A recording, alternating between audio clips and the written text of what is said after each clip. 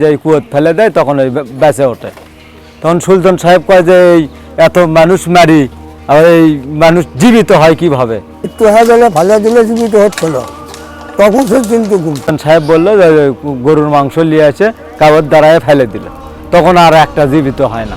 আগে হয়তো মানুষ মৃত্যু হয়ে গেলে ফেলে দিলে জীবিত হচ্ছিল, তখন সে কিন্তু সেই আমুল গাছ।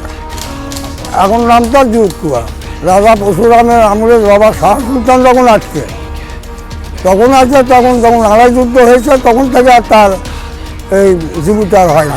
গুয়া মাংস একটা বা গো মাংস যখন তার মধ্যে দেওয়া হয়েছে তখন থেকে তার এই কেরামতি শেষ হয়ে গেছে। পরশুরামের সেনাপতি আসলো হরগোপাল, বুঝছেন তো?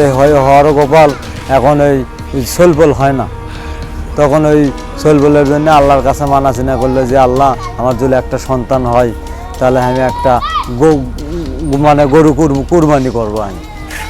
তখন ওই আজ্জাত পরশুরাম কোনো কুরবানি কিছু করতে দেয়নি।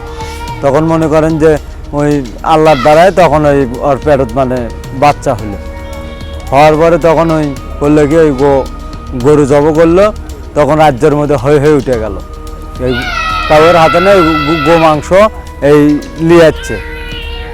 নিয়ে আসার পরে তখন হয়ে উঠে গেল। তখন করছে এই শোল কার জন্ম হলো তো তখন দেখে এই হরগোপালের হওয়ার পরে তখন ওই করলে কি ওই শোল করা বলি দেওয়ার পরে তখন ওই শোলক মনে করেন যে কি করে সুলতান সাহেবের কাছে ফির আবার চলে যায়। যাওয়ার পরে ওই সুলতান সাহেবের কাছে যখন পরে যে আমার কোলের শিশুক বলি দিল, তখন সুলতান সাহেব আর রাজা বলকি সাহেব তখন ওই মাছের পেটে চলে আসে দিন। এসে তখন ওই সুলতানক কয় যে আমাকে ওই সোহাত জায়গা দেওয়া লাগবে আমাকে ওই নামাজ পড়ার জন্য।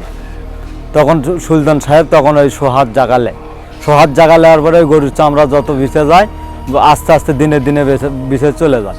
তখন ওই পরশুরাম তখন কয় যে রাম রাম রাম, এই আমার তো সব জাতকুল তো সব চলে গেল।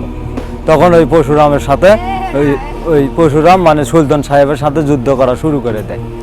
এই যুদ্ধ করতে করতে মনে করেন ওই যে এইভাবে এই মানুষ মারে আর এই মানুষ মনে করেন যে এই কুয়োত ফেলে দেয়, তখন ওই বেঁচে ওঠে।